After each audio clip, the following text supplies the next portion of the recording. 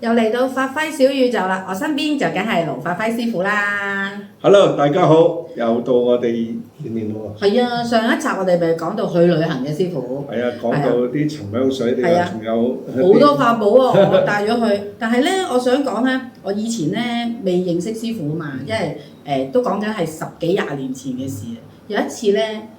我講少經歷俾大家聽，都幾恐怖嘅，大家即係聽下啦。咁我嗰次咧就去到國內一間嘅酒店啦，我哋一行都成5、6人㗎啦，得我一個女士，咁啊全部都男士啦，咁啊陪我哋去酒店攞房啦。咁我上到去嘅時候咧，已經覺得好周身唔聚財嗰啲感覺啊，即係好唔舒服啊。咁我入到去嘅時候咧，見到嗰個有埲牆咧，好似俾人燒過咁樣嘅，好似有火咁樣嘅。咁跟住咧。咁啊，大家擺好行李啦，跟住就傾咗一陣話啊，落去食飯啊咁樣。咁跟住一閂門嘅時候咧，其實我平時咧唔會周圍望嘅，即係閂完門咪走啦，係咪先落街食飯？咁我一閂門咧，一望上去嗰個門頂嗰度咧，有條符喺度喎，哇！即刻個心咧寒一寒啦，跟住哇，真係心裏面真係滿是粗口啦，係咪先？跟住咧就落去即係未落去 lobby 啊！我話喂，我啲行李喺晒入邊喎，咁我梗係叫啲猛男入去咧，咪啲陽氣勁啲啊嘛，係咪先？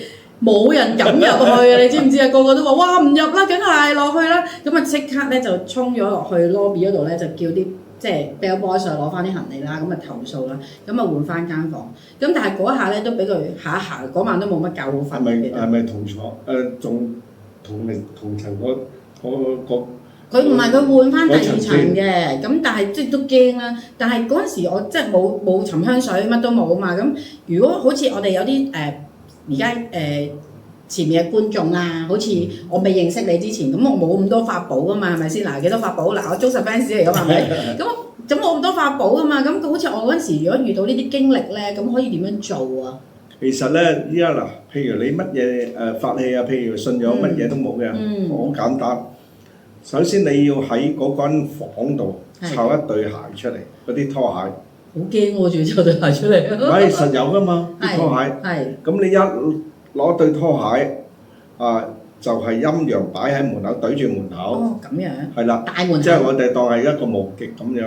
哦。咁佢已經係防備咗佢哋會有呢啲問題出現㗎。哦。唔需要話有寫乜水乜，因為你唔係法科，你又唔係發家子，你又冇帶嘢喎，咁點啊？係咯。唯有練粗口咯。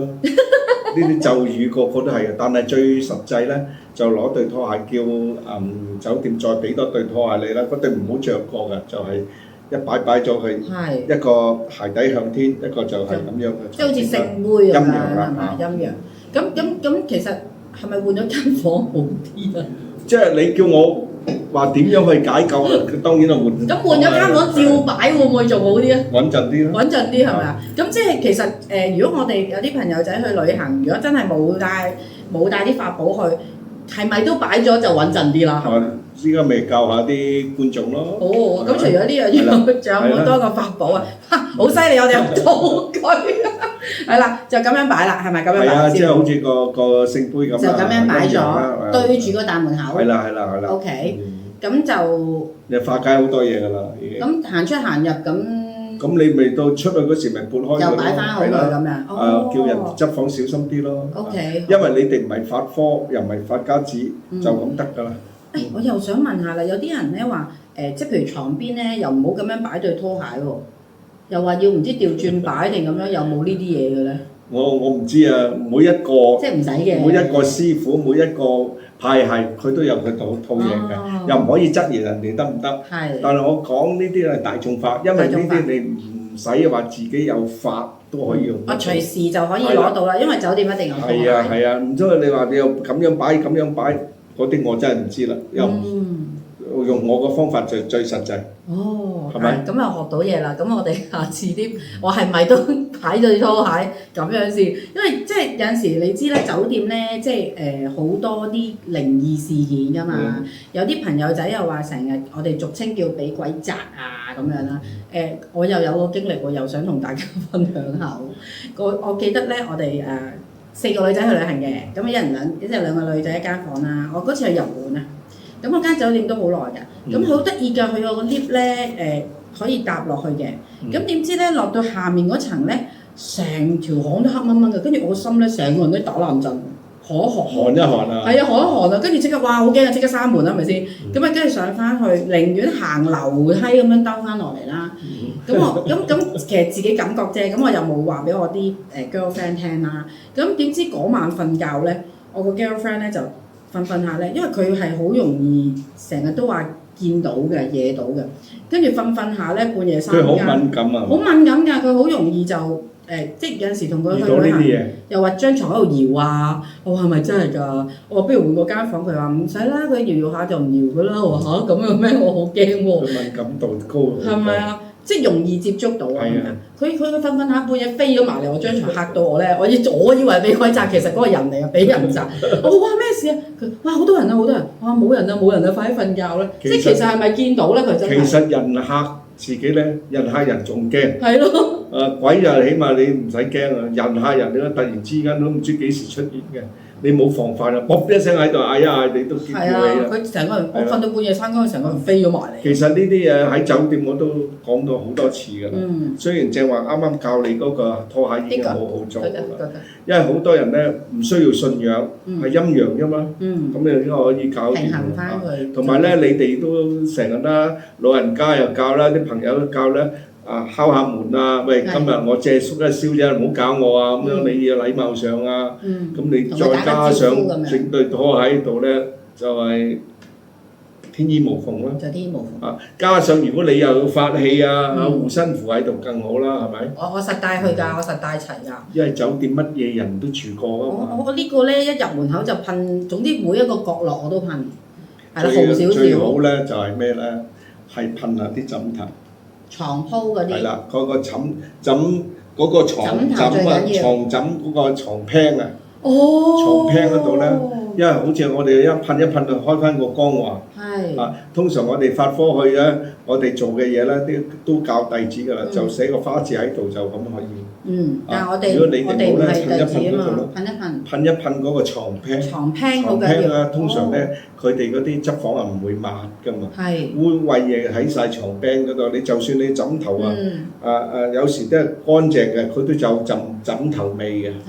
因為佢淨係運枕頭袋，有啲真係會有氣味大咗個枕頭都有味，所以噴一噴個床頭個枕，同埋嗰啲輕輕掃一掃嗰個枕頭就 OK。我好豪㗎，我係好中意啊！即係總之每個我連廁所噴埋，知唔知啊？係咯，我驚我沖涼廁所都被襲擊啊嘛！我驚沖涼都被襲擊㗎啦，所以咧係啦。咁我又想問係咪開燈瞓覺嗰啲嘢有冇呢個？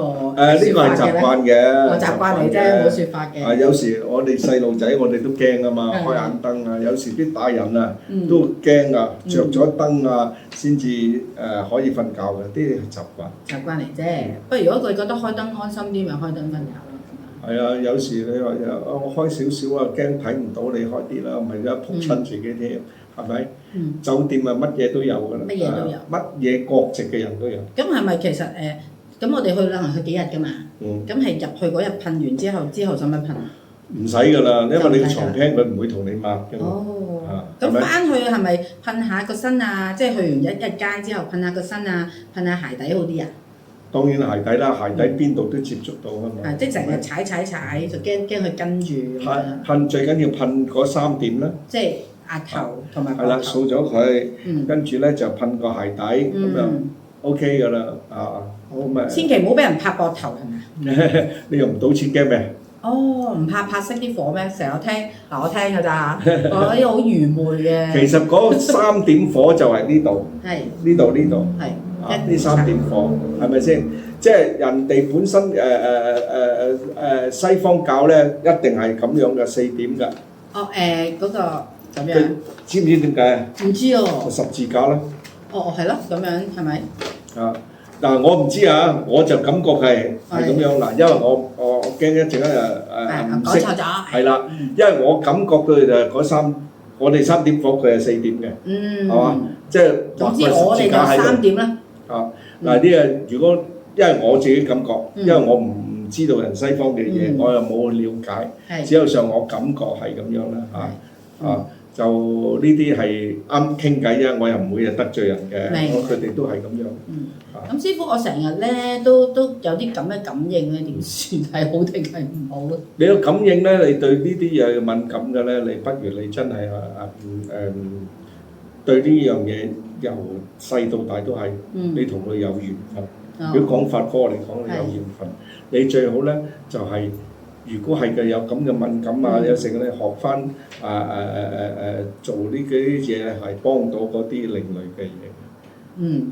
即係嗰啲敏感咧，你成日都見到嗰啲嘢啊。我未見到，我就係感覺到。感覺到你唔知係即係同個邊緣咁樣，不如你直情係學咗神功保護到自己，又唔會有敏感嘅。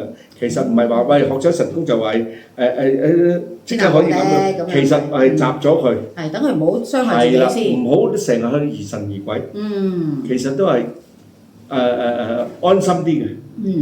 保護自己，即係好似學功夫咁樣。係啦，一來又保護到自己，二來就安心，唔使話陣間就咁啊，有時整下你變咗病嘞喎。